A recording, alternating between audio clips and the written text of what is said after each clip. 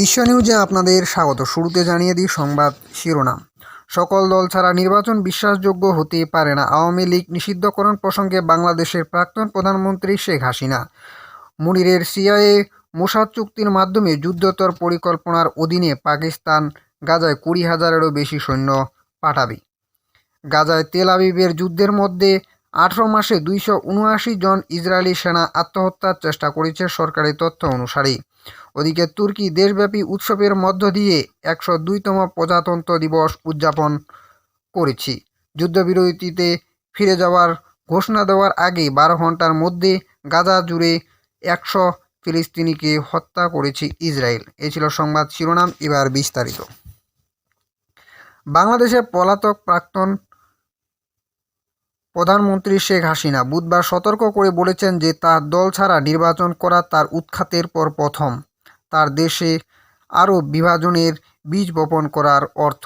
এএফপিকে লিখিত প্রতিক্রিয়ায় ক্ষমতাচ্যুত হওয়ার পর তার প্রথম সাক্ষাৎকারে শেখ হাসিনা মানবতা বিরোধী অপরাধের বিচারকে আইন শাস্ত্রীয় রসিকতা হিসেবে নিন্দা করেছেন। আরও যোগ করে বলেছেন যে তিনি বিশ্বাস করেন যে দোষী সাব্যস্ত হওয়ার রায় পূর্ব নির্ধারিত ছিল। 2024 সালের আগস্টেই ছাত্র নেতৃত্বাধীন একটি বিদ্রোহের মাধ্যমে তার 15 বছরের স্বৈরাচারী শাসনের অবসান ঘটে। শেখ হাসিনা হেলিকপ্টারে করে পালিয়ে যান এবং যখন জনতা তার প্রাসাদে হামলা চালায়। ওদিকে মার্কিন যুক্তরাষ্ট্র ও ইসরায়েলের সাথে একটি চুক্তি আওতায় আন্তর্জাতিক স্থিতিশীলতা বাহিনীর অংশ হিসেবে গাজা উপত্যকায় 20,000 সৈন্য পাঠানোর প্রস্তুতি নিচ্ছে পাকিস্তান। CNN নিউজ 18 শীর্ষ গোয়েন্দা সূত্র জানিয়েছে যে ফিল্ড মার্শাল আসিফ মুনির ইসরায়েলের মোসাদ এবং আমেরিকার কেন্দ্রীয় গোয়েন্দা সংস্থা CIA এর ঊর্ধ্বতন কর্মকর্তাদের সাথে গোপন বৈঠক করার পর পাকিস্তান গাজায় 20,000 সৈন্য মোতায়েন প্রস্তুতি নিচ্ছে।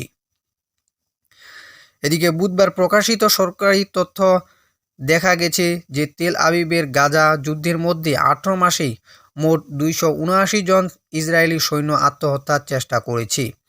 ইসরায়েলের পাবলিক ব্রডকাস্টার KAN জানিয়েছে যে নেসেট রিসার্চ অ্যান্ড ইনফরমেশন সেন্টারের একটি নতুন প্রতিবেদনে ইসরায়েলি সৈন্যদের মধ্যে আত্মহত্যার প্রচেষ্টা সম্পর্কিত উদ্বেগজনক তথ্য দেখানো হয়েছে।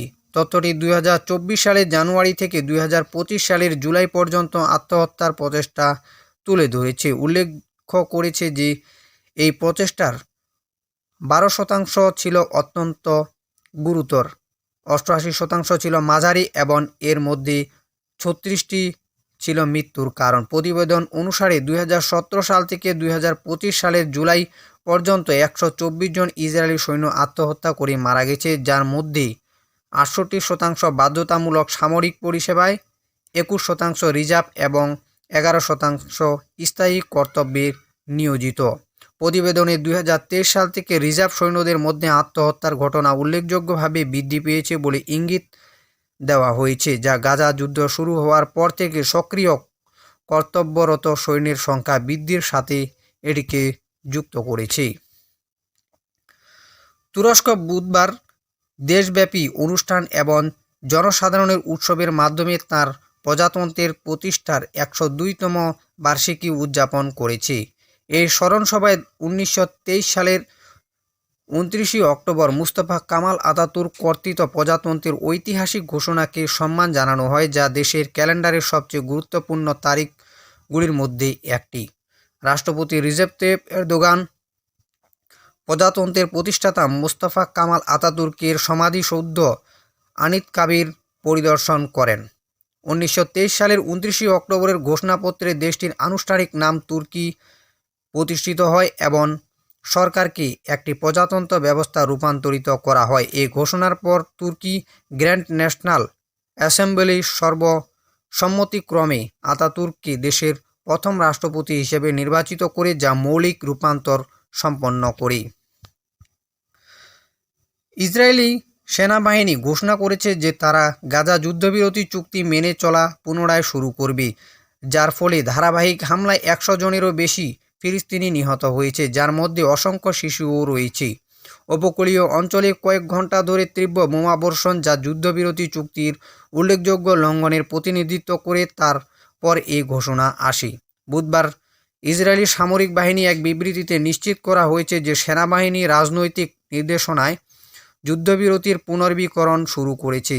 গাজা উপত্যকা জুড়ে পরিচালিত একাধিক হামলা স্বীকার করে গাজা বেসামরিক প্রতিরক্ষা কর্তৃপক্ষের মতে এই অভিযানের ফলে ৩৫ জনেরও বেশি বেসামরিক নাগরিক নিহত হয়েছে এবং ১২ ঘন্টারও কম সময়ে সামরিক অভিযানে স্থায়ী যুদ্ধবিরতি চুক্তি লঙ্ঘন করা হয়েছে।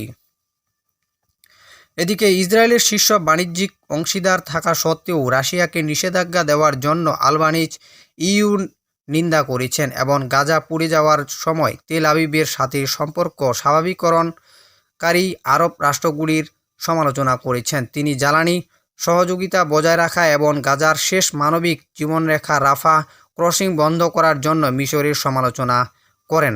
তার এই মন্তব্য ইসরায়েলি রাষ্ট্রদূত ড্যানি ড্যানকে তীব্র ক্ষোভের সৃষ্টি করে, যিনি তাকে দুষ্ট ডাইনি বলে অভিহিত করেন। আলবানিজ উত্তর দেন, আপনি যদি আমাকে সবচেয়ে খারাপ জিনিসের জন্য জাদুবিদ্যার অভিযোগ করতে পারেন তাহলে আমি তা মেনে নেব, কিন্তু যদি আমার কাছে মন্ত্র তৈরির ক্ষমতা থাকতো তাহলে আমি তা ব্যবহার করে আপনার অপরাধ চিরতরে বন্ধ করে দিতাম। প্রতিবেদনে তেল আবিবের সাথে সমস্ত সামরিক ও বাণিজ্যিক চুক্তি স্থগিত করার জন্য রাষ্ট্রগুলিকে আহ্বান জানানো হয়েছে এবং গণহত্যাকে কয়েক দশক ধরে পশ্চিমাদের সহযোগিতার ফলে সৃষ্টি একটি সম্মিলিত অপরাধ বলে বর্ণনা করা হয়েছে। এই ছিল আজকের আন্তর্জাতিক সংবাদ। বন্ধুরা, সঙ্গে থাকার জন্য ধন্যবাদ।